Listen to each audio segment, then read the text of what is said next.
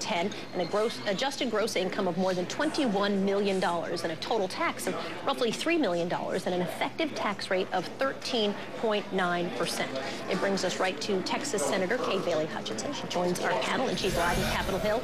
Nice to have you. Thanks for being with us. Let's talk a little bit, Senator, if you can, about some of these numbers. When we have begun to get some of the information about Mitt Romney's taxes, do you feel like this is enough? What more do you want to know? I think that his release of his taxes is a good thing because it had been a distraction in the campaign. We all know that he is a self-made man, that he worked tirelessly to earn his own way, and he is very wealthy. We know that. So releasing the returns, I think, is a good thing just to get the distraction out of the way. And I think he made the right call. You have not at this point endorsed anybody yet, but you have said that you think Mitt Romney is excellent. That's a quote. And you've said that Newt Gingrich has, quote, shown a lot of creativity, which is, I'm not sure how to take that last one. What does that mean, shown a lot of creativity? Well, he is a person that has original ideas. There's no question about that. Is he the right person for our ticket? I think that we're going to play it out. We're going to see what the voters say. I think that everybody is on fair ground to criticize and look at the records because we want our strongest nominee to go against President Obama because we disagree so much with the direction our country is going in under President Obama. Last night in the debate that I'm sure you watched, Mitt Romney was attacking Newt Gingrich and really on his leadership ability. I want to play a little bit of what he said. I think as you choose the President of the United States, you're looking for a person who can lead this country in a very critical time, lead the free world, and the free world has to lead the entire world. I think it's about leadership, and the Speaker was given an opportunity to be the leader of our party in 1994, and at the end of 4 years, he had to resign in disgrace. Is that an accurate assessment? I mean, you're one of the longest-serving senators. You were there at the time of this ethics investigation happening. There's a whole debate over whether Newt Gingrich quit or was he pushed. You tell me.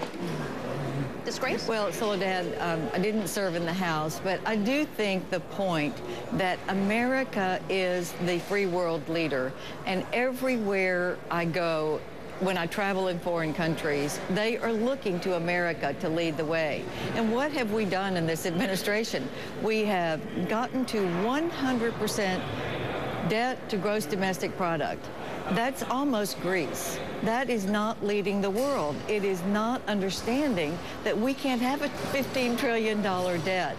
I think people look to us to say, and I understand your position America, on that, but let me interrupt you for once. I'm sorry, Senator, forgive me, but let me interrupt you because I want you to answer the questions I just asked. And I know, obviously, you were serving as a senator, not in the House, but you were there at that time. And the debate we were having yesterday was people who support Newt Gingrich were saying, we're kind of rewriting, I thought, history to some degree. So it's kind of a debate over was he pushed or did he just up and quit? Since you were in Washington, D.C., in the Beltway at that time, what happened? Soledad, I think you should let the people who were there in the House make that call. But I think honestly, Mitt Romney has taken a lot of hits from a lot of candidates criticizing him, and I think it's fair game for him to bring out the records of the other candidates that are still in the race. I mean, that's what people want to have hashed out before we have our nominee selected. And so I have no problem with him going on the offensive. He's been on the defense for a long time. Okay. Senator Hutchison, Roland Martin here, Texas Ag and the Texas Longhorn. Last night, I watched all of these candidates talk about Cuba and the continuation of that policy. And here's what I'm confused by. We trade with China.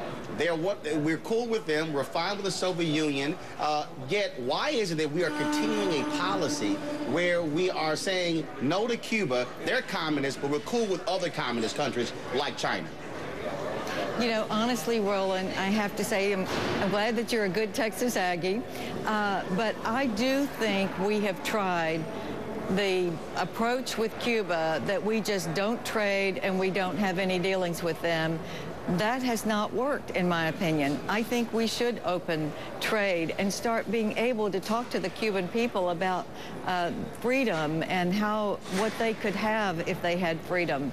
And so I'm one of those who believes that we should be starting to open the door and let them have the capability, like the people in China do, to have the internet and the freedom of hearing other views. I think that would be good for Cuba. All right, glad to hear it. Texas Senator Kay Bailey Hutchison joining us this morning. Nice to see you. Thanks for being with us. We appreciate it. Thank you, Sylvia. Still to come this morning, we're going